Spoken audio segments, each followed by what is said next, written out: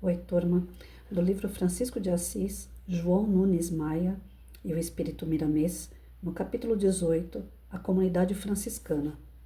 A caravana chegou a Assis em festa e dali partiu para Rivo Torto, onde os irmãos esperavam ansiosos por notícias sobre os destinos da comunidade. Foi grande a alegria do encontro, os discípulos de Francisco já haviam em sua ausência, programado trabalhos de pregação evangélica e conversações nos lares que quisessem recebê-los. Já haviam aumentado as ovelhas de Francisco, sendo que o trabalho era a primeira preocupação de todos. Shaolin, que também irradiava alegria, sentia que para ele a vida melhor era aquela, faltando planejar junto aos outros regras internas da comunidade de maneira mais ampla e convincente. A casa era pequena para tantos frades, mas como o amor a tudo ajuda e tudo resolve, eles se acomodaram nos ranchos como se estivessem em luxuosas residências.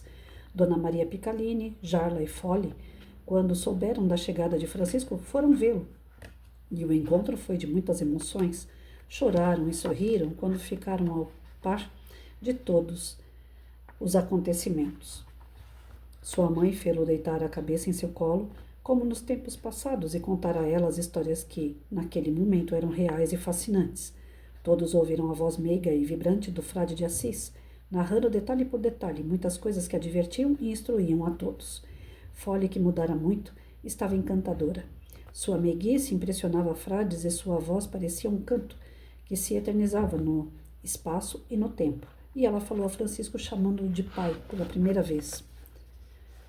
Pai Francisco, sofremos com a tua ausência. Parece-nos que faz anos que nos separamos de ti e não queremos que isso aconteça mais. Por Deus, fica conosco para sempre, que seremos felizes. Se porventura Deus te convidar para tarefas fora de Assis, pede a Ele que me chame também. Poderei prestar algum serviço, mesmo mais humilde. Ser-me-á valiosa dádiva acompanhá-lo para onde quer que seja. A mãe de Francisco, passando as mãos em seus cabelos, vibrando de contentamento por tê-lo no colo, disse em seguida: as palavras de Fole são as minhas. Desejo como nunca ficar junto ao meu filho. Jarla, com os olhos em lágrimas, fez saber que as suas ideias eram as mesmas que as delas. Francisco, mesmo deitado com intenso amor por aquelas mulheres, redarguiu com sabedoria: conheço muito os vossos corações e certamente os vossos sentimentos, e eles muito me ajudaram a viver, concedendo-me coragem, dando-me esperança nas minhas lutas. Contudo, devo dizer a todas que nossa vontade é fraca diante da vontade de Deus. Ele, o soberano Senhor, sabe o que faz e nunca erra nas suas diretrizes. É bom que compreendais que o meu maior prazer é tê-las junto de mim, admirando-as e trabalhando lado a lado, pelo muito que nos amamos. Se nosso Senhor Jesus Cristo achar conveniente que andemos juntos, já é o começo do céu em meu caminho. Mas se ele decidir a nossa separação pelo bem da coletividade, devemos transformar a saudade em amor ao próximo e as lágrimas em trabalho em favor dos que sofrem. Pois quem verdadeiramente ama não exige, não magoa, não se entristece, não se sente infeliz com os desígnios de Deus e emprega o seu tempo em tudo o que considera digno diante da vida. Quanta sabedoria nessas palavras, né, gente?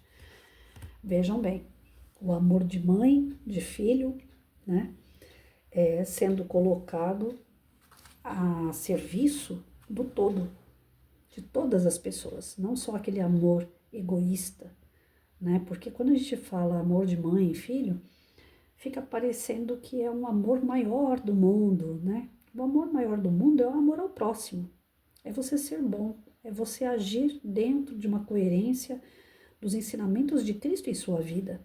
Esse é o maior amor do mundo, né? Mas aqui encarnado, a gente sempre fala assim, o maior amor que a gente pode ter é o amor de uma mãe, é o amor de um filho, né? É o amor de um esposo, de um irmão. É um amor egoísta, porque você está vendo apenas aquela família a qual você está encarnado através dela. Mas é consanguíneo, é carne, é uma família, como disse Jesus, né? O que é da carne é carne. Agora, e o que é espírito? O espírito é o todo, é universal. Né? Então, não existe obstáculo, não existe parede, não existe limite para o amor. Esse vai em qualquer lugar e cai bem em qualquer situação. E quando ele fala, se for da vontade de Deus, nós vamos permanecer juntos, ele está colocando a, a fé dele acima de tudo, que é o que nós também temos que ter. Dentro dos ensinamentos de Jesus está lá, amar a Deus sobre todas as coisas e ao próximo como a si mesmo. Então ele está colocando em prática aqui as duas máximas de Cristo. Amar a Deus sobre todas as coisas, ser obediente a Deus, de acordo com a vontade de Deus, a gente vai ou não fazer determinada coisa. E amar ao próximo como a si mesmo. O próximo é o próximo qualquer irmão. Não é só o irmão consanguíneo.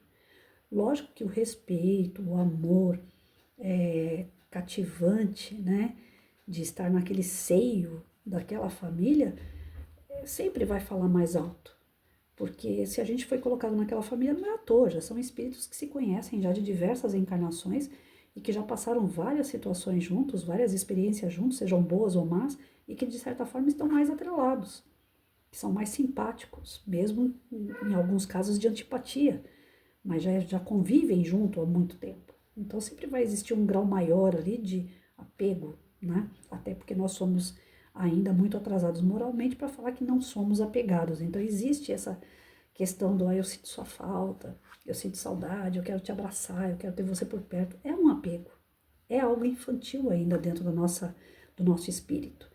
Mas que aos poucos a gente pode se desvincular desse apego e passar a tratar isso como algo mais natural, um sentimento mais equilibrado, sem querer controlar, sem querer dominar, sem querer ter para si, né? Aquela coisa mais egoísta, mais meu.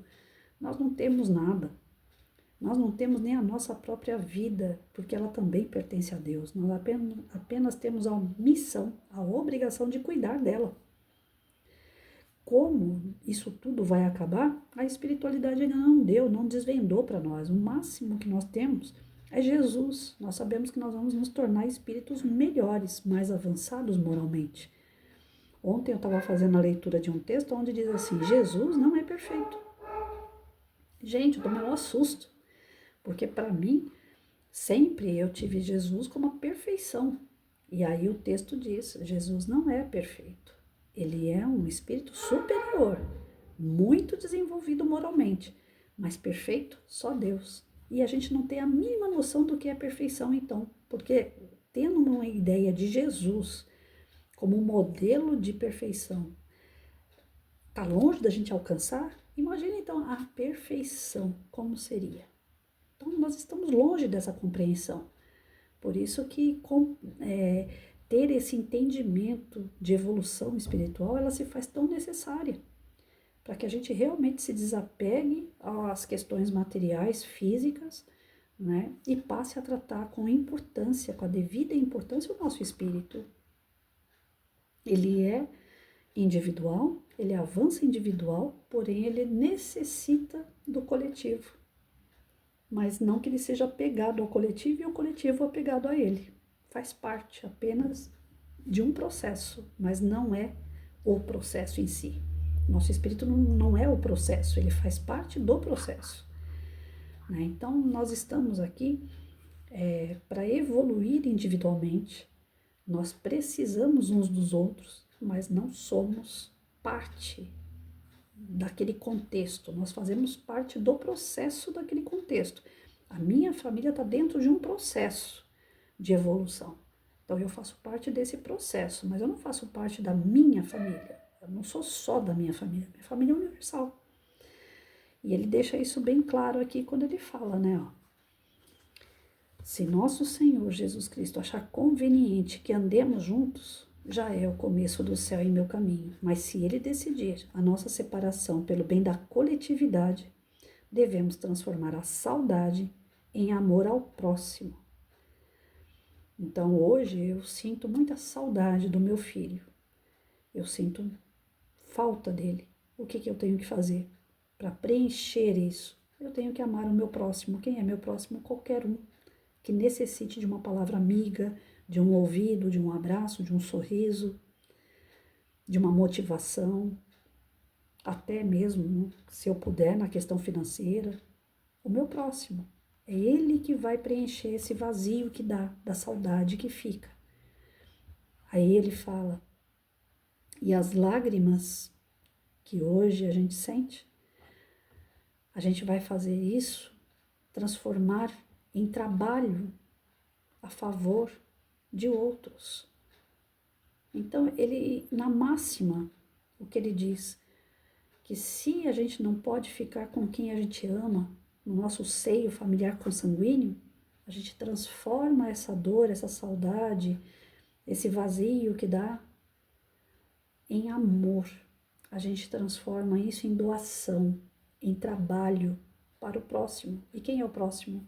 Qualquer um que esteja necessitando daquilo que transborda em nosso coração e que a gente não tem nesse momento para quem dá.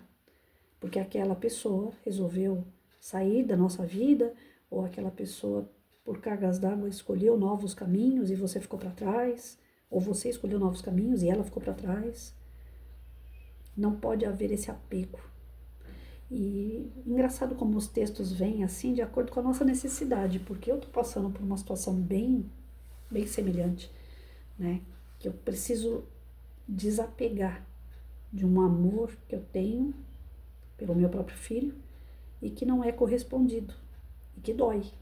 Então, qual é a forma que eu tenho de transformar essa dor dentro de mim? Estudando, levando a boa palavra, trazendo essa palavra como conforto e amparo para o meu próprio espírito. Deus não desampara nunca, gente.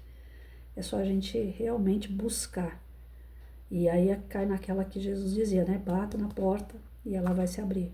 Quando você vai buscar um conforto, um consolo através do campo espiritual, ele sempre vem. De uma forma ou de outra, a gente sempre é amparado. Mas a gente tem que ter olhos de ver, ouvidos de ouvir, aquela coisa toda. Orai e vigiai, né? Bora lá. É tarefa fácil? Não. Porque a gente vive na carne e a gente acha que a carne é a nossa vida. Mas não é. A nossa vida é espiritual. E cada qual vai escolher o seu caminho. E de acordo com as suas escolhas, através do seu uso do livre-arbítrio, cada qual vai ter as suas consequências também. Como nós hoje estamos tendo a nossa devido às escolhas erradas no passado.